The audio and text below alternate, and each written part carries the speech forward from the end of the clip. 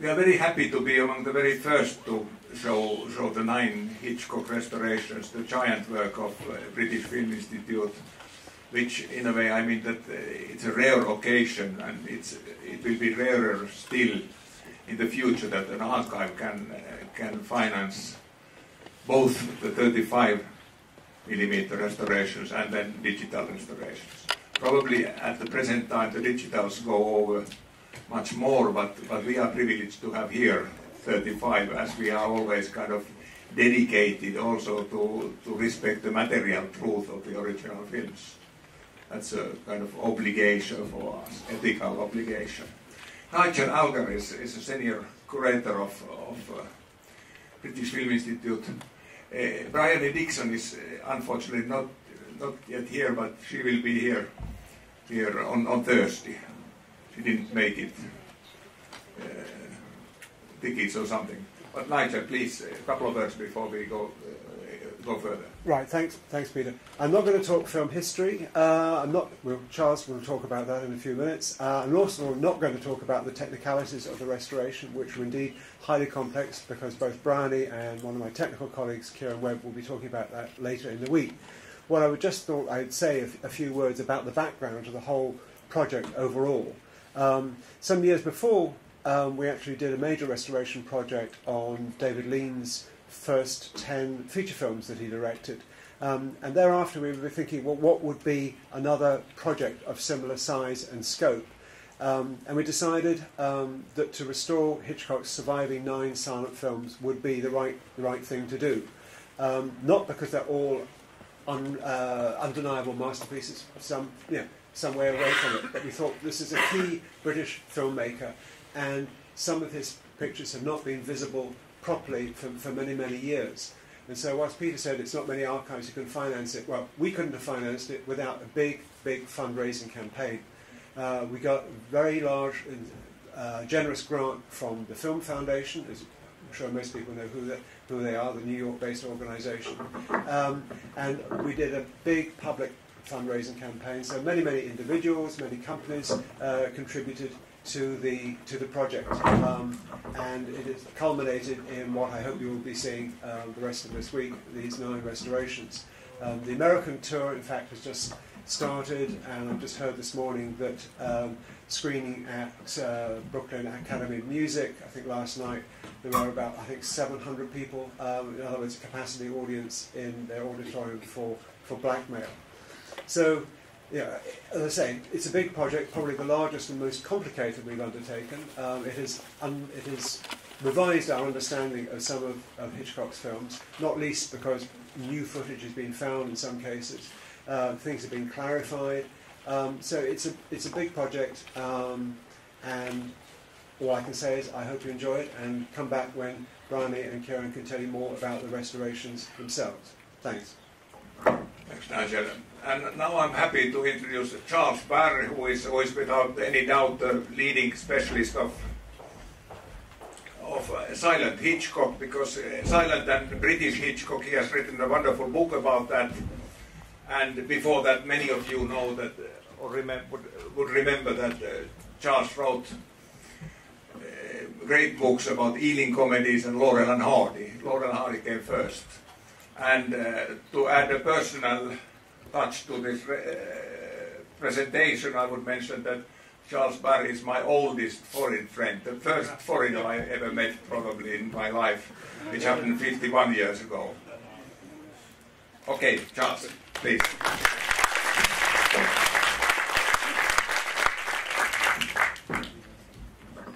I'm going to stand up. I prefer to stand up. Nobody objects. And this is working all right, is it? Good. Trenti anni fa. That's the only Italian words I'm going to speak. Okay. 30 years ago, in fact 33 years ago, I was at a 3-day conference in Rome on Hitchcock. He died shortly before it began, 1980, so it turned into a kind of funeral celebration. I wonder if there's anyone here who was present there in Rome. Not a single person. Okay. The guests included several men and women who'd worked with Hitchcock.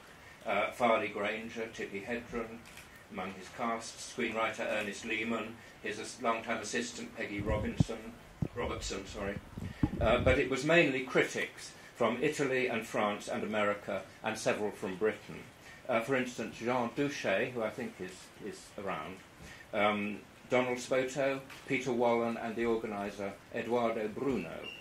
Over 3 days, at least 20 papers were given, and I found I was the only one to talk about any of his British films, among at least 20 papers. The only one to write about them in the book that followed, edited by Eduardo Bruno. Everyone else focused entirely on Hitchcock's American work. Why was this? Obviously, there's two main reasons. First, it was difficult to see the British films, especially the silent ones. Home video and DVD were still in the future, and the British films were not often shown at all, except occasionally for double bills of the 39 Steps and The Lady Vanishes, plus occasional archive screenings, for instance, at the National Film Theatre in London. The silent films were hardly seen at all, and if they were, it was often in poor print and without musical accompaniment. But the main reason was that all these British films were seen as so unimportant compared with Hollywood ones. Hitchcock was nearly 40 when he went to Hollywood, and he'd made more than 20 films. But at that time, the consensus was that it was only then that he truly became Hitchcock. This was what had been argued in two big books of the 1960s, immensely influential books, when there weren't very many film books around, and you could expect to read everything. You could expect that the film culture community would read everything. The Truffaut interview book, which was so famously so dismissive of British cinema, and the first major critical work on Hitchcock's films by Robin Wood, who focused entirely on later Hitchcock, and dismissed explicitly the idea that any of the British films were at all comparable. The first sentence of the book was, why should we take Hitchcock seriously? But that meant only American Hitchcock. Who wants the bud when the flower has opened, was a line I recall from Hitchcock's films. Well, at least he was acknowledging that there was a bud, but he wasn't very interested in it at that time. Changed a bit later. And the conference in Rome reflected this very eloquently. Well, things have obviously changed, and the wonderful work of the British Film Institute in restoring the 9 silent films, enabling to be shown all over the world, is the culmination of this, and I'm glad that Nigel was able to stand in on behalf of Bryony for the BFI. Hitchcock's whole career is now much more convincingly seen and written about as a whole and as a steady progression. The BFI's high-profile season, The Genius of Hitchcock, running a long time, June, July, August, September, October. Complete retrospective, duplicated in Dublin, incidentally, with all the films, and the accompanying book with an international cast of writers, 39 Steps to the Genius of Hitchcock. Now, if I have a reservation about what the BFI did, it is this relentless emphasis on the genius of Hitchcock, seeing him as somebody really quite apart from his context in British cinema. And that's consistent with the way that Hitchcock I think the consensus now is that Hitchcock was a remarkable figure, in a way the most universal representative we have of the film medium, because he went on so long and did such varied things, but that he was more or less a lone man of cinema operating in Britain. And yes, he did do some wonderful things in Britain, which do have a clear continuity with the American films. And I'd want rather to challenge that notion of the lone genius of Hitchcock, and not simply to talk about and to celebrate the great films that are on this week. I always like this quote from an American writer, Paula Cohen. The appeal of Hitchcock to the theorist and historian of film is impossible to overstate. To study him is to find an economical way of studying the entire history of cinema. The appeal is not simply that he's a great genius, but that he gives you a way in to understanding such a lot about the development of the cinema. And another American female writer who I think has formulated something very nice about Hitchcock, Jane Sloan. Far from the lonely romantic artist, he appears to have been more of a sponge. And I do find that metaphor for Hitchcock very persuasive. A sponge at least in its English usage, can be a positive and a negative word. You can be a sponger who exploits other people and begs from them and takes things from them and doesn't give, or you can be an intelligent absorber. And Hitchcock was, I think, the supremely intelligent absorber of influences from all over. Influences from what he read, what he saw, and people he worked with.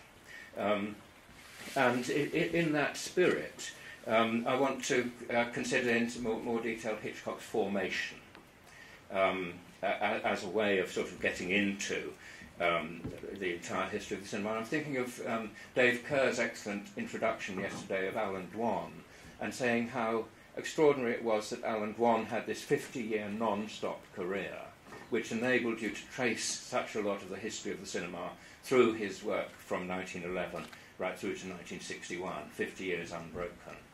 And Hitchcock, of course, has his own unbroken 50-year career from 1926 to 1976 with Family Plot.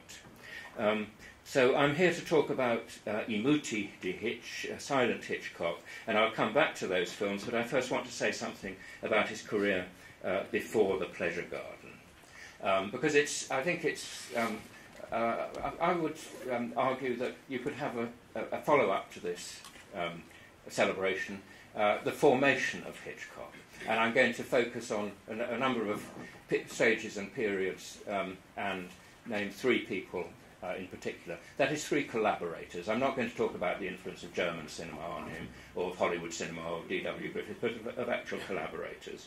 Now, before The Pleasure Garden, he was involved in 21 films, at least. We know he was involved in the making of 21 films. He made his first film at 25, just as Orson Welles did, but Welles came fresh into cinema. He didn't carry any baggage. He hadn't absorbed anything from cinema until the last minute, when he started seeing a lot of films and signing up a lot of brilliant collaborators. But Hitchcock was different. He'd had this 5-year apprenticeship. First of all, working for an American company, famous players Lasky British, who made 11 films. It wasn't working out, so they cut their losses and went back to Hollywood, leaving a sort of 4-wall facility at Islington Studios, where they kept on a certain number of staff, including the young Alfred Hitchcock, who was hanging about the studio and sort of available for whatever was going on there. And then Michael Bulchen, the great British producer, later associated with Ealing Studios above all, he and his company bought the studio and set up the Gainsborough Company, and Hitchcock worked in much less humble capacities there, credited on most of the films for script and art direction. So there's those three periods. The first period, working for famous players Lasky British, as is well known from the biographies, Hitchcock had his eye on working in cinema. He'd been reading the trade papers. He kept up to date with what was being shown and what was being negotiated. He spotted that an American company was moving in, and he got some part-time work, just designing titles for them, and then he went on the staff, left his engineering job, and gradually seems to have done a few more bits and pieces around the studio, shooting inserts, helping with props, for instance. And I think there'll be a number of firsts that I'll be referring to. And this is, I think, the first thing that Hitchcock ever published on the subject of the cinema. He published 1 or 2 short stories in his company's magazine before. Titles, artistic or otherwise, by A.J. Hitchcock, title designer for famous players Lasky. And that's as early as 1921, summer, when he's still only 21 himself. His 22nd birthday hasn't quite come round. And you can get some... unfortunately, none of the films seem to survive with Hitchcock's titles. One of the films does survive, but with titles irritatingly, unpredictably translated into Dutch, because it's in the Dutch Film Archive. But if you read that right-hand paragraph, it's interesting for what Hitchcock was saying and thinking at the age of 21. Symbols in titles. We're catering for all grades of intelligence. It's only safe to aim at the understanding of the greater portion of them. beware of repetition, beware of cliché. A fair example of the use of symbols can be seen in Paul Powell's production Dangerous Lies by E. Phillips Oppenheim. Now that, of course, is one of the famous Players Lasky's films, for which Hitchcock designed the titles. And although we don't have those titles, it's interesting to look at the trade paper advertisement for it. That's a double-page spread. Dangerous Lies, the films that he's referring to, as an example of symbolism. And I wonder whether he was responsible for the poster, for popping in the symbol of the snake, because it is a film about adultery and sexual transgression. So I suspect that Hitchcock may have had something to do with that. And also, one of the later films, The Man from Home. Anybody seen that, I wonder? It's been discovered in the Dutch Film Archive. Maybe it's been there for some time, I'm not sure. But there it is, and it's a very handsome print, very handsome tinted print, and a very interesting example of the kind of cosmopolitan film that the Americans were bringing to Britain. Here's the star of the film, who is the man from home. He's come over from the States to investigate some family and romantic business. And the day he arrives, maybe this is reenacting some scenes which have been happening this week in Bologna. The American, faced with an Italian waiter, insists on ham and eggs, which he says obviously in English, and the waiter doesn't understand, so he does a little drawing to indicate that he wants a hen's egg. And that is the sort of thing which Hitchcock could well have been responsible, I think, for, that lovely sort of simple curves. Either Hitchcock drew it himself or he designed it. I would suspect. That's the sort of film he was working on, a high production value film, shot largely on location, a lot of it on location in Italy. I don't think Hitchcock went on location, but he certainly kept tabs on the whole thing. And it's interesting that the American finally loses patience, goes into the kitchen, elbows the chefs away, and says, "This is how you do it." And he's giving them a cookery lesson. I'm not sure if there's too much light on the screen really to see what he's doing. And that is actually rather symbolic of what the Americans were doing in Britain. Famous players, Lasky, came over to Britain to show the British how to do it. They moved into the kitchen, as it were, and Hitchcock was one of the chefs who had to do it the American way. And it was very clearly very bracing and interesting for him, but it didn't work out. So the Americans got out of the British kitchen. Now, in that time, there were 5 directors, 5 male directors at Famous Players Lasky British. And Hitchcock clearly would have worked devising titles and possibly other things like inserts for all of them. And I think the two who are clearly most interesting are George Fitzmaurice of The Man from Home and also John S. Robertson, some of whose films survive, but not, unfortunately, the two that he and Hitchcock would have worked together on. But in the late 1930s, Hitchcock did something which I'm not sure he did at any other time. I may be wrong, but he was induced to give his top 10 films. Part of the publicity of Hitchcock Hits America. What are your 10 favourite films? And they're an interesting set of 10. They're all silent except for one.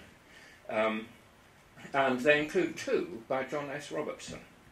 The Sentimental Tommy, based on a play by one of Hitchcock's favourite authors, J.M. Barrie, and The Enchanted Cottage, based on Pinero, another of Hitchcock's favourite authors from his intensive West End theatre going.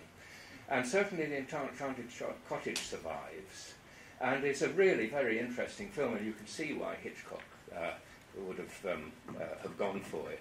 So there's one film made before Robertson and Hitchcock worked briefly together, and one afterwards. And I think they would be, they are clearly an interesting part of Hitchcock's formation, particularly since he named them both.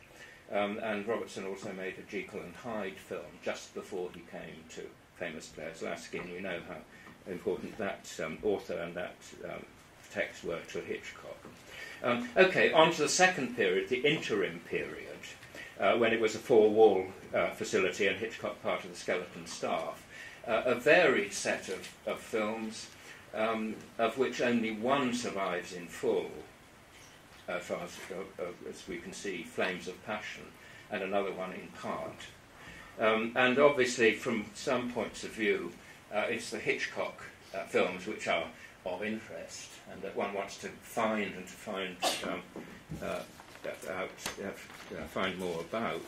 And Number 13 set up as a kind of independent production when the studio was lying idle, and I think some of the Hitchcock family put up money. And the script was written by Elsie Codd, who had worked with Chaplin. And tantalisingly, the money ran out, and although there were attempts to get the film out of the archive and see if it was worth finishing and re-releasing when Hitchcock became a director himself, nothing seemed to have happened. If anybody has got Number 13 in their garage or anything, do investigate. But I have a project going with a wonderful French enthusiast, Alain Curzon-Couf, called Hitchcock Lost and Found, which I hope will be published next year, investigating some of these obscure corners. And we have found quite a lot extra about Number 13, including a new cache of pictures of it. This isn't a new one. This has been in the public domain. Again, there's a little bit too much light, I think, for people to be able to see Hitchcock bottom right, crouching, directing in South London, rather high, just south of the river. There's a new cache of pictures being found, stills, with Ernest Thesiger and Claire Greek, who's in several of his other films. There's an interview, a very obscure interview with Hitchcock, which we just found, where he says what the plot is. So you do actually know something about this obscure first film. But, Hitchcock's career was not all upwards. He wasn't the boy wonder all the time. This must have been a rather humiliating reverse, that he was making his first film as a director, and it petered out, and nobody thought it was worth completing. It would be great to see it, obviously. Then the last of these 5 films, early in 1923, this does survive in part. Curiously, only part of it survives, and Hitchcock was very involved in it. From the trade paper at the end of 1922, their gossip writer noted that a British director, Hugh Croyes, is making some comedies with Seymour Hicks, who was quite an impresario and theatre star of the time. At Islington Studios, he will have a capable right-hand man as production manager in the person of A. Hitchcock. That's one of the early references to Hitchcock. And not long after, the director left the project, and Seymour Hicks's autobiography, one of his autobiographies, explains we were making this film, the director was taken ill. Well, that's a euphemism. They had a blazing row, it's quite clear. And Hugh Croyes was very fed up with Hicks for insisting on doing it the theatrical way. He just wanted a recording of the theatrical performance. Croyes wanted to do it in a more modern, for the early 20s, cinematic way. Croyes walked out, but Hicks looked around and found Hitchcock. He seemed tremendously enthusiastic. We carried on as co-directors, and the picture was finished. And it would be fascinating to know if Hitchcock went along with the old-fashioned theatricality, or if he actually more successfully persuaded Hicks to make it more cinematic. Now, we only have a bit of the film, and it doesn't look very like Hitchcock. If there was more time, I would show that bit, but perhaps in the possible forthcoming follow-up season, it would be brought in from the British Archive. But we do have something to take from it. There's the couple, the happily married, serenely married, middle-aged couple, Hicks and his wife, and then a blackmailer appears from the past, a woman who has had an affair with Hicks in the past, and the wife doesn't know, and she sends a blackmail note, or telegram. I'm on my uppers in an upper part. Meet me tonight at the old place for dinner, or your wife shall know all about the dear, dear days. Now, that, I think, is definitely Hitchcock's writing. So there's the first undisputable image, work of Hitchcock on the screen. There's a letter a little bit later written, and I don't think you have to be a handwriting expert. The more closely you look at the formation of certain letters, the clearer it is that it's Hitchcock's writing. And after all, he was part of a very small team working on the film. He had intertitle experience. Who else would have written it other than Hitchcock?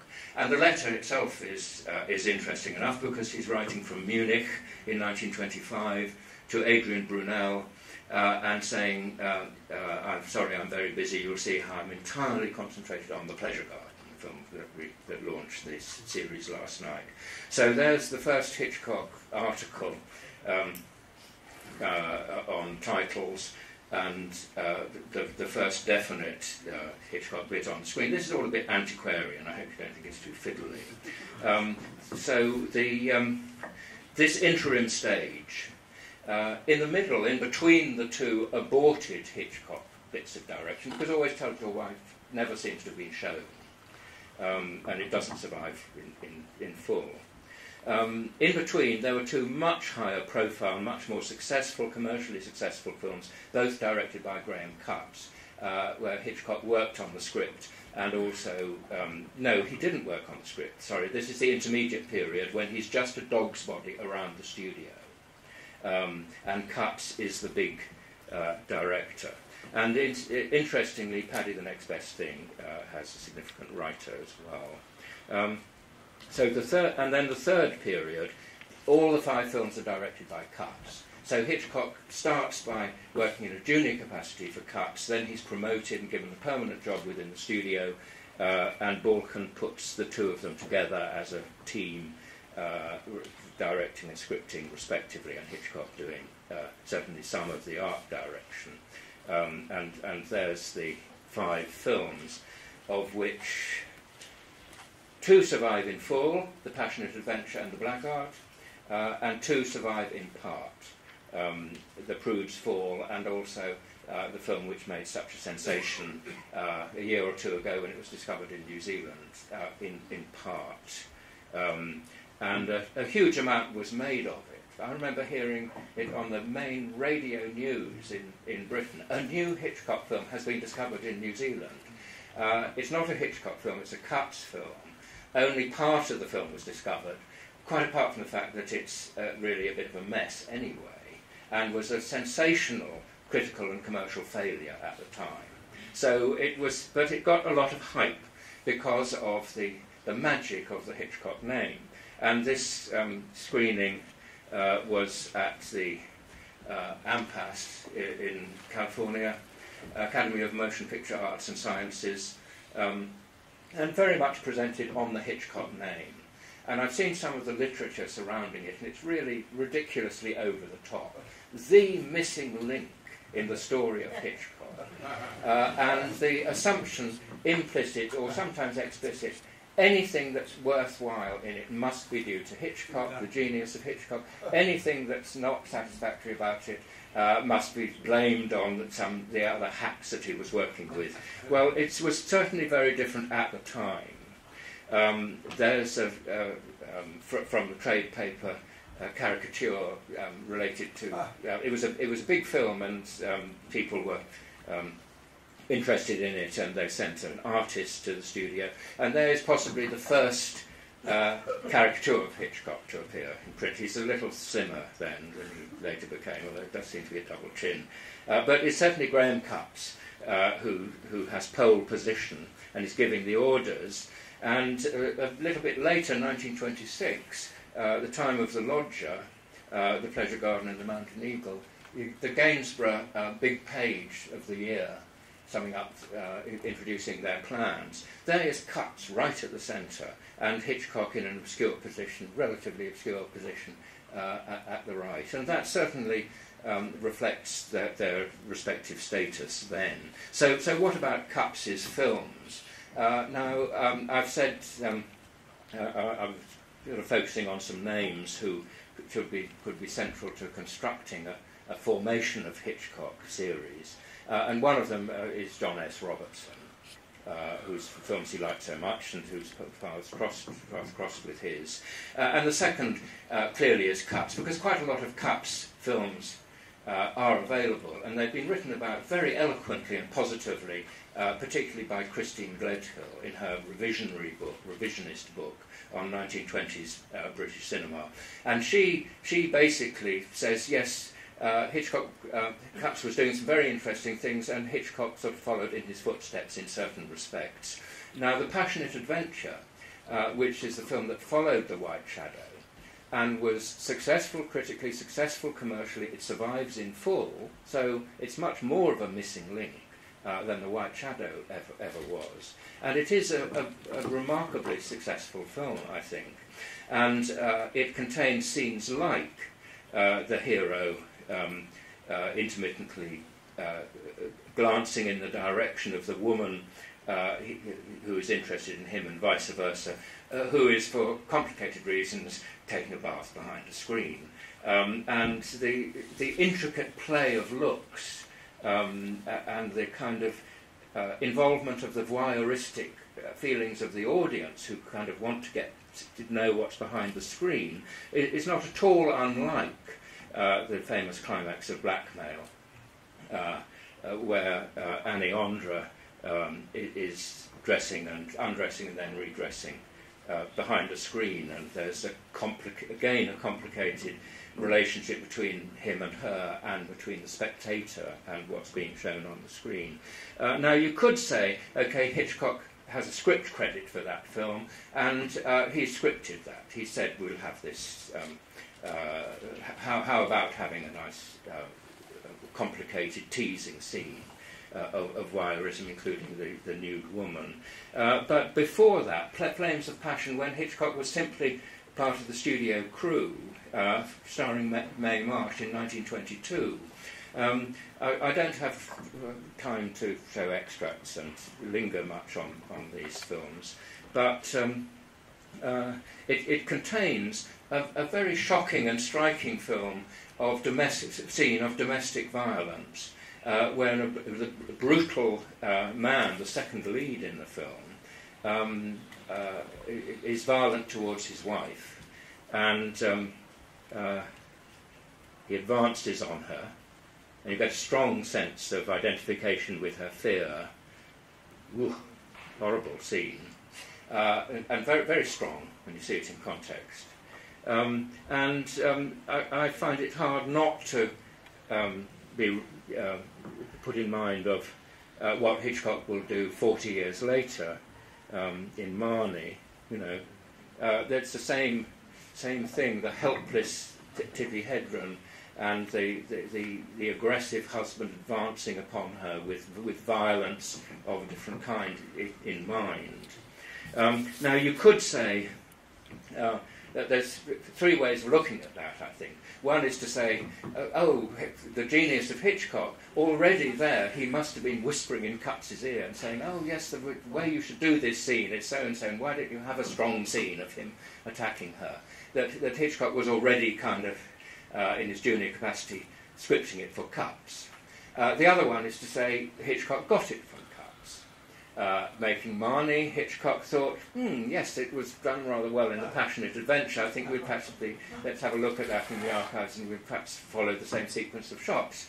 I don't think either of those is realistic. I think what it tells you is that there was an affinity between Hitchcock and Cuts, and that this was part of the kind of strategy that was available to British filmmakers in the early 20s. It was part of the film culture of that time and place. That it wasn't that British filmmakers were all very naive and dilettante and feebly trying to imitate Hollywood without success.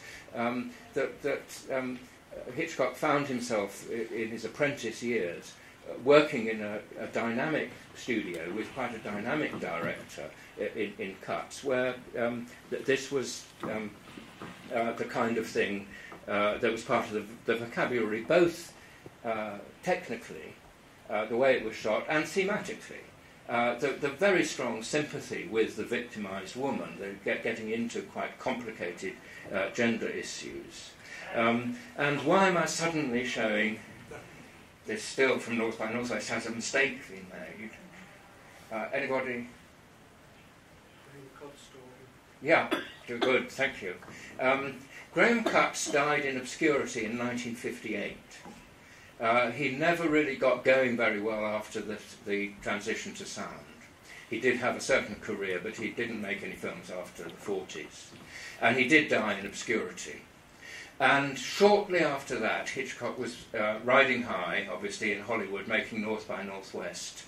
And whether deliberately or not, he cast Graham Cutts' daughter in this memorable cameo role. If you remember, Cary Grant comes in through the window and the hospital patient stop, and then says stop in a completely different tone of voice when she realises it's Roger Thornhill, played by Cary Grant.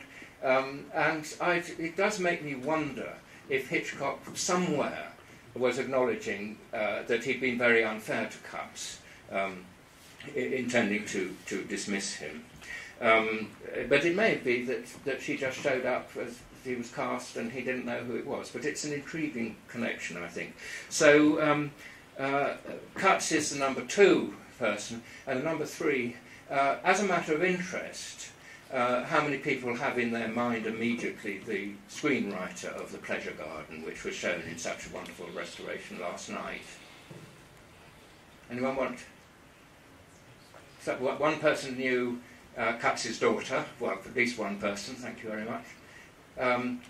Anybody else? Okay, tell us. Yeah, Elliot Stannard. I've already put his name up once. Now, Stannard too died in obscurity. There's his name. Adapted by Elliot Stannard. That's the only scenario credit. So Stannard has done the whole job of boiling down a rather shapeless novel into a pretty nicely structured film. 1944, it's page 38A of Kinematograph Weekly, so buried low down on the page, a small section of Kinematograph Weekly. Elliot Stannard passes, pioneer scenery. Surely the most prolific scenario writer of all time, rather like Alan Dwan as the director. Doesn't mention the connection with Hitchcock, but he was possessed of a mordant wit and brutal candour, a real character. Michael Powell was very impressed by Stannard and said he was absolutely memorable person and a brilliant kind of script doctor. But in, when is that, 1919, he was well enough known to be caricatured already in 1919, when Hitchcock was just on his way into the film industry. And he was already one of the busiest of our scenario writers. And you can't get away from the fact that Stannard was Hitchcock's regular screenwriter on the silent films. And it is extraordinary that he was written for so long out of film history. The one gap there is The Ring, but it seems acknowledged by everyone, including Hitchcock's biographers, that Stannard worked on that as well. There may have been some contractual thing with the transition from Gainsborough, the G films, to BIP, the British International Films. But John Russell Taylor, who is not at all interested in Hitchcock's collaborators, and claims that none of Cutts' films survive, whereas even when he was writing the biography, the first authorised biography of Hitchcock in his lifetime, he claimed that none of Cutts' films survived, so he didn't have to bother to see them. He could just assume that they were no good. And he says Cutts, by all accounts, not much of a director, which is rather shameful that he didn't bother to investigate. But Taylor actually says Hitchcock took Stannard with him to BIP. So he clearly valued having Stannard as a construction man. Now, for The Lodger, there he is again, the scenario credit for the terrific script of The Lodger. But there's two other names that people get diverted from Stannard by. Alma Revel, obviously, and I take it for granted that Revel is the subject for further research, but other people have done this, and I don't have time to do my own take on Revel, who's much more, I think, than just an adjunct to Hitchcock, because she was working for several years in the British film industry before he entered it at all.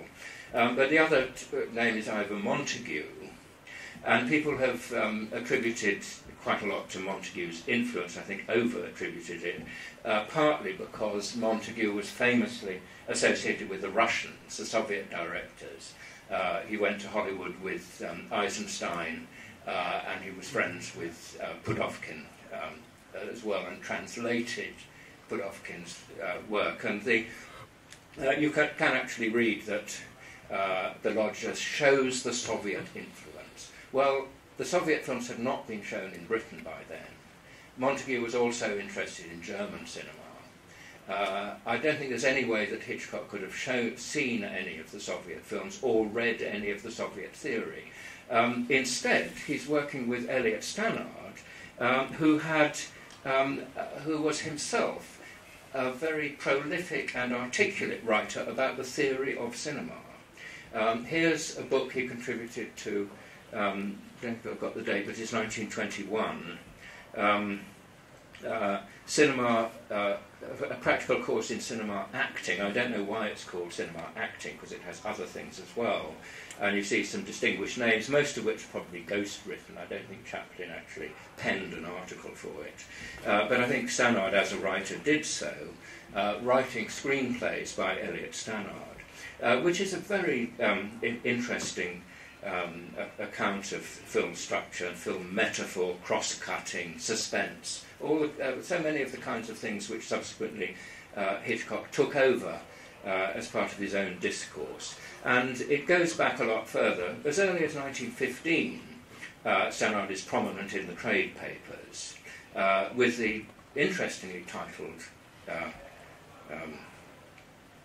article, "The Senior Scenario Writer as Author," long before anybody was talking about film authorship and the auteur theory.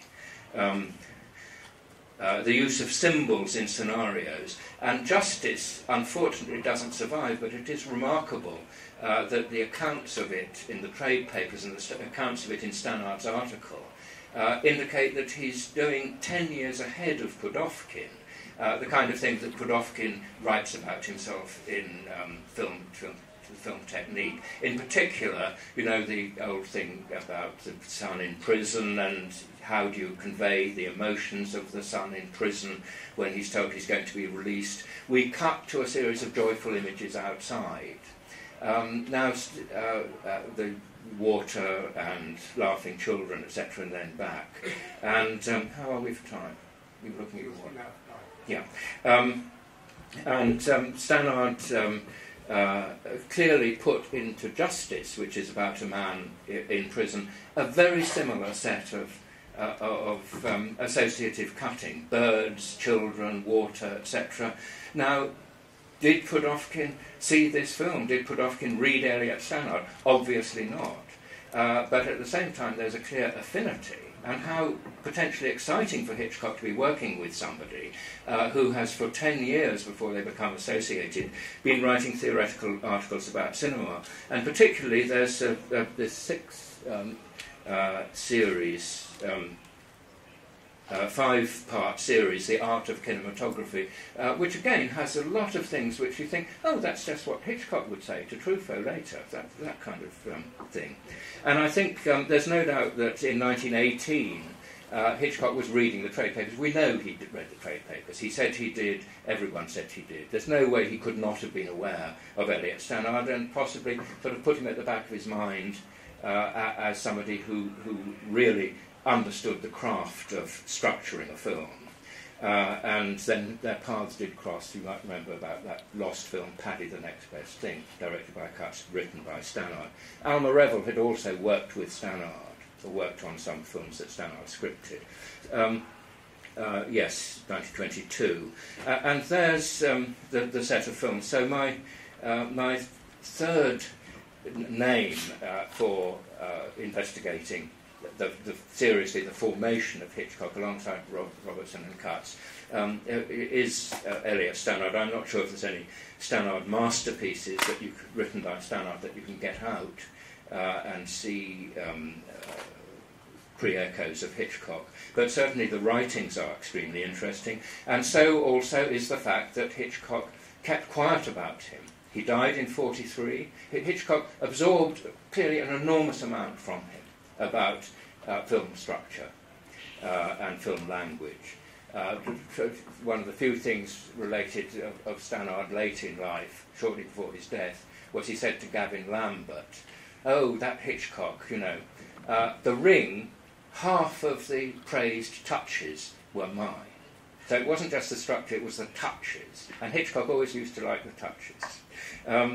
But anyway, Hitchcock moved on from Stannard. He'd absorbed perhaps all he could from him, and moved on. But just looking at that list of films, and I sort of come on finally and rather belatedly to the actual silent films, but I think they will speak for themselves this week, and I hope be enhanced a little bit by a sense of how they're shaped by the previous experience that Hitchcock had in absorbing experiences and influences from all over, not just his viewing and his reading, but the films he was working on. It's interesting, for instance, that only one of them has any police dimension.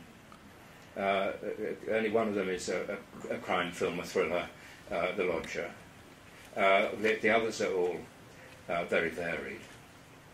Most of them have strong roles for women, but not least the last three, The Farmer's Wife, Champagne with Betty Balfour, and The Manxman, Annie Andre's wonderful performance, kind of trapped and victimised by the society and by the hang-ups of a range of men, her two lovers and her father.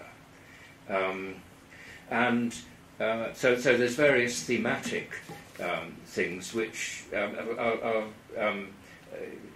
Hitchcock is exploring and filming before he makes another crime film in Blackmail, but even after Blackmail he makes a variety of films. It's only when you just see the name at the bottom, Bennett, it's clearly the Hitchcock switch to be identified with the thriller form and to be relaunched in the mid-30s as a thriller director. It couldn't have happened successfully as it did, and possibly wouldn't have happened at all if it had not been for Charles Bennett, who, of course, wrote the first five of that thriller sextet. And Bennett lived until relatively recently and always spoke up for himself and the importance of his input into Hitchcock's move into the thriller genre. I hope it doesn't appear that I'm diminishing Hitchcock. Hitchcock was a genius. Bennett's scripts could not remotely have had the effect that they would have done, nor could Stannard's scripts have remotely had the power that they have if they'd been directed by somebody other than Hitchcock. But Hitchcock's genius was to use people, to take what he could, to absorb what he could, to apply what he could, and then to move on. And he did that with Bennett. Bennett actually moved on, went to Hollywood, and Hitchcock made one more collaboration with him, and then baffled Bennett by never wanting to collaborate again. They remained friends. So finally, the other thing, which I think is very evident and consistent in this set of 9 films, is Hitchcock's expertise with and fascination with point of view, and the mechanisms of point of view, and the relation between character point of view and audience point of view. And it's interesting that at the beginning of The Pleasure Garden, you get the dirty old man in the audience, and he looks through binoculars or opera glasses at the dancers, and she looks back, etc. But in between the first and second shot there, you actually get the binoculars, a subjective shot of the binoculars being lifted up, a quite unnecessary shot. It's perfectly coherent otherwise, reverse shot. But Hitchcock does go to the trouble of creating this complicated subjective shot. So the audience is immediately put in that position. Just to finish with, I've got two short extracts from later films, if we've got time for that. Yes. The first one is from Champagne, and this is virtually the opening of Champagne, just as that was virtually the opening of the Pleasure Garden. There's a few initial shots, and then we are plunged into a nightclub scene on a boat at sea. And look at how it relates to the beginning of the Pleasure Garden, how complicated it is to set up, and how intriguingly it kind of sketches out a space. There's no musical accompaniment.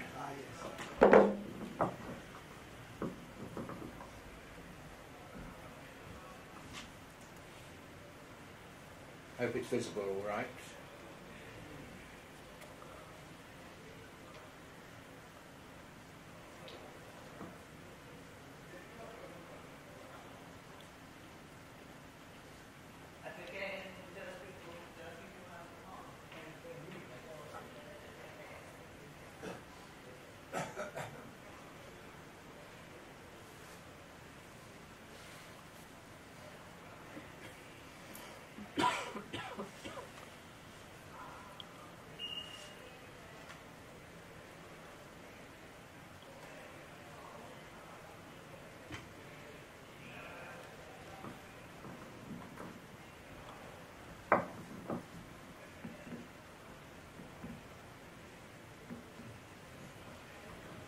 Hitchcock always said, including to Truffaut, the silent cinema was the purest form of cinema. And when you see scenes like that, which are alternation between the man looking and what he sees, the character looking and what he or she sees, those are things which are at the heart of Hitchcock's great mature films. Think of the alternation between James Stewart and the Kim Novak character he's trailing in Vertigo. Or the alternation, the strict alternation for 40 or more shots, the prairie scene in North by Northwest, Cary Grant, and what he sees. Hitchcock is really going back to his roots in silent cinema, and you can see what he means. So many cross-cut alternations like that. And those two characters, the dirty old man at the beginning of The Pleasure Garden and this rather creepy man here, they're both relatively marginal to the narrative. This one does come back into the narrative later, but they're not in no way the main characters of the film.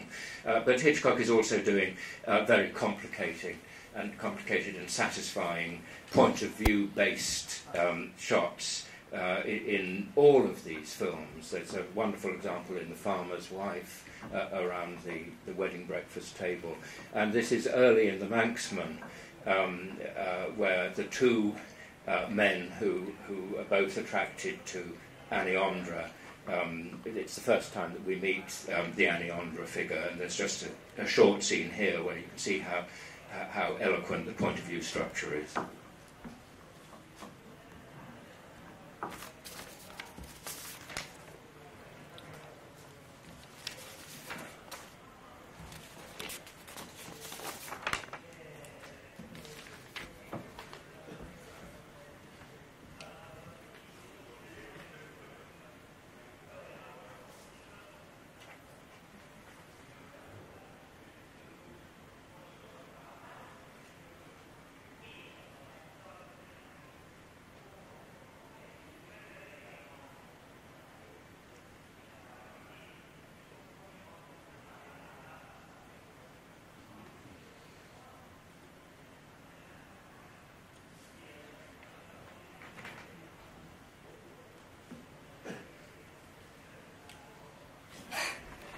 Oh, sorry.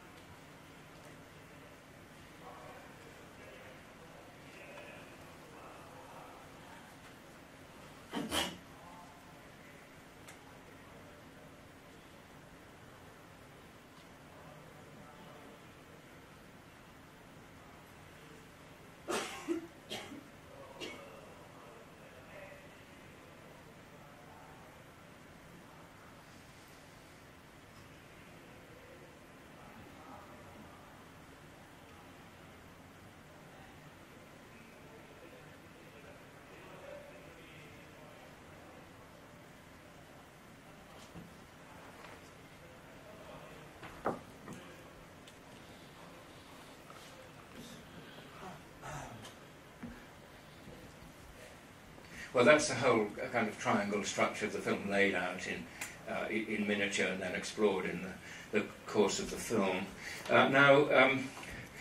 So that's the last of the films with Stannard, and you wonder if they broke with each other, or if Hitchcock simply turned his back, said, "You're yesterday's man." Stannard didn't have much of a career in sound cinema. It's Hitchcock's last all-silent film, although Blackmail, of course, is made into 2 versions, and it's the last film being screened here in the Silent Hitchcock series next Saturday. I'm sorry I won't still be around for it. And it happens to be the film that I spoke about in Rome at that conference 33 years ago, when there was no chance to show an extract, and nobody there seemed to know or care much about the film and its content. They weren't very interested in British Hitchcock. It's a pleasure to come back to it now in such a completely different critical environment. Thank you for inviting me.